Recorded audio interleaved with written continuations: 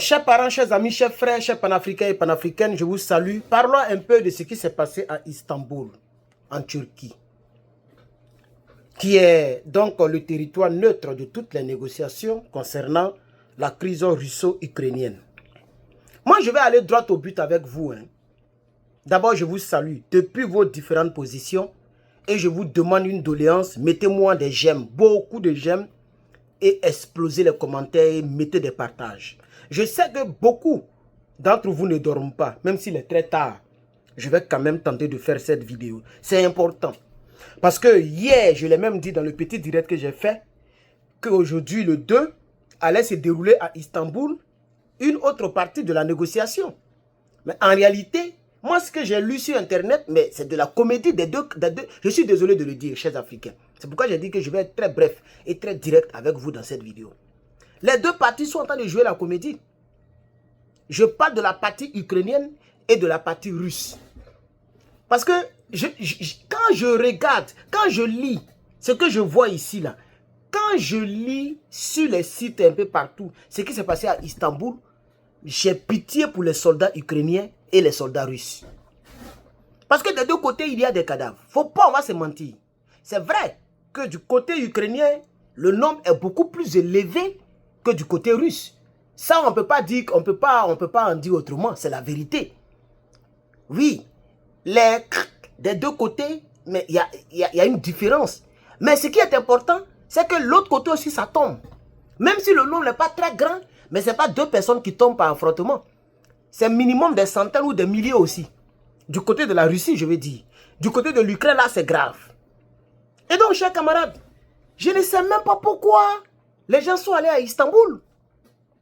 Il y a eu les représentants de la Russie, il y a eu les représentants de l'Ukraine et les autres représentants de l'OTAN, bien de tous ceux qui négocient, la France, les États-Unis, les gens ont envoyé leurs représentants.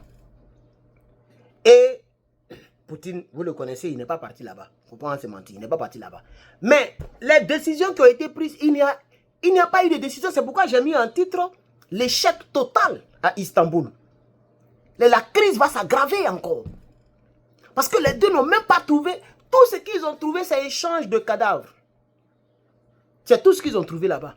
Mais ils ont déjà fait les échanges de cadavres et de prisonniers de guerre. Avant même cette affaire d'Istanbul, les gens faisaient toujours, ils trouvaient un couloir humanitaire ou je ne sais quoi, et puis ils échangeaient les choses.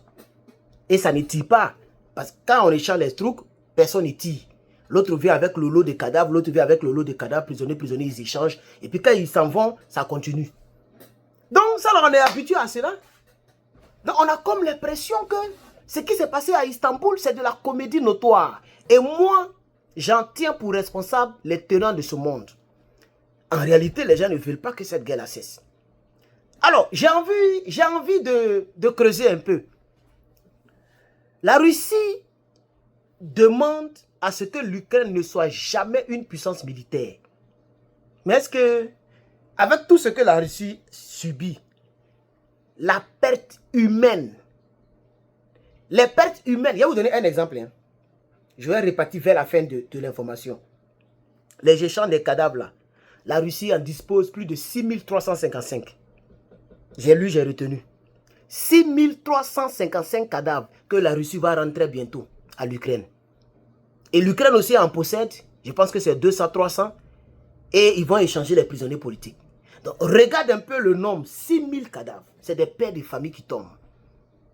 Vous comprenez? Ça fait partie de ce... Ça, c'est tout ce qu'ils ont eu dans cette affaire de négociation-là. Sinon, les vraies négociations, il n'y a pas eu de négociation. Il n'y a pas eu de négociation. Parce que ce que même la Russie demande, même le Burkina ne va jamais accepter ça. Le Mali ne l'acceptera jamais. Aucun pays au monde ne peut l'accepter. La Russie demande à ce que l'Ukraine ne soit jamais une puissance militaire.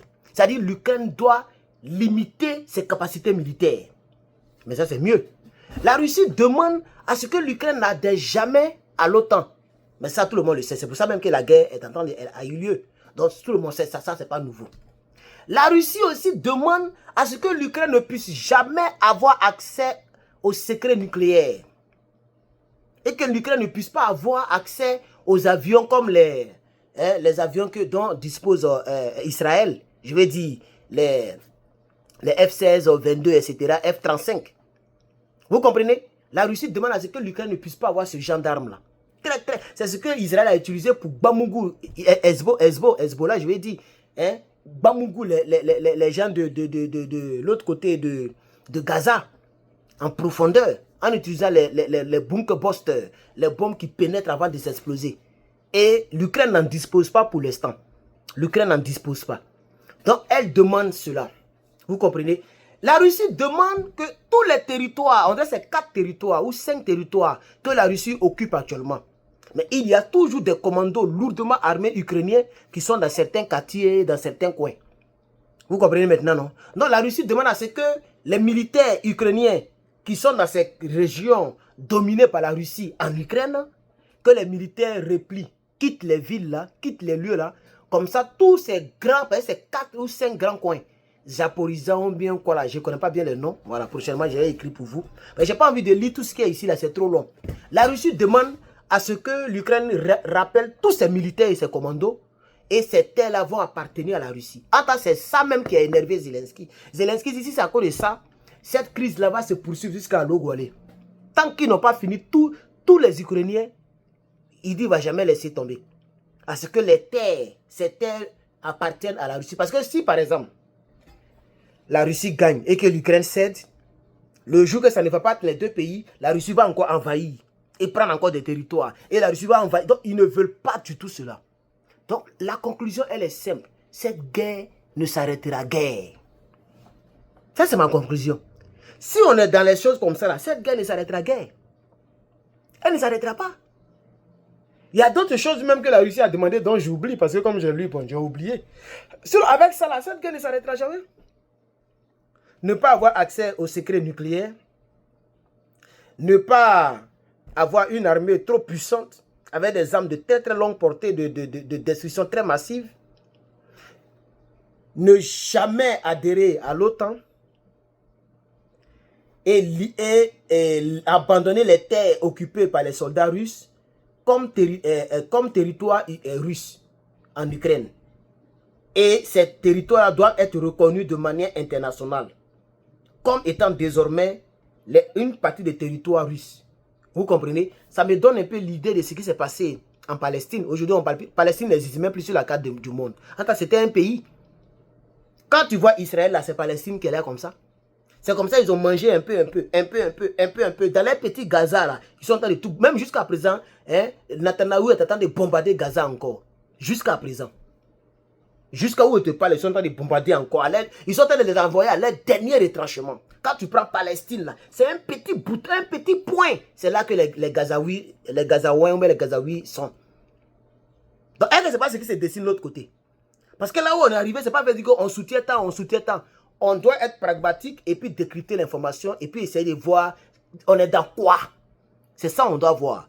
Donc, je vais vous revenir demain matin. C'est-à-dire, dès que vous vous réveillez, vous allez me voir sur vos écrans. Avec la suite de cette information. Donc, Istanbul, échec total, chaotique. Tout ce qui est sorti dedans, échange de cadavres et de prisonniers de guerre. Je sais vraiment le patriote, on va tirer frère Ahmed. N'oublie pas de t'abonner si tu es nouveau. Partage-moi cette vidéo et abonne-toi. Je l'ai déjà dit, active la cloche de notification. Mets beaucoup de commentaires. Si tu n'as rien à dire, il faut dire que Dieu bénisse l'Afrique. Il faut mettre ça en commentaire. Je saurai que tu as regardé la vidéo entièrement. Que Dieu bénisse l'Afrique. Alors, je continue toujours pour te dire que je souhaite que tu vives très longtemps. Que Dieu te donne une très longue vie. Une longévité sans pareil. Nous sommes à 9 minutes. Que Dieu te bénisse. À demain. Bonne nuit à vous. Je vous remercie.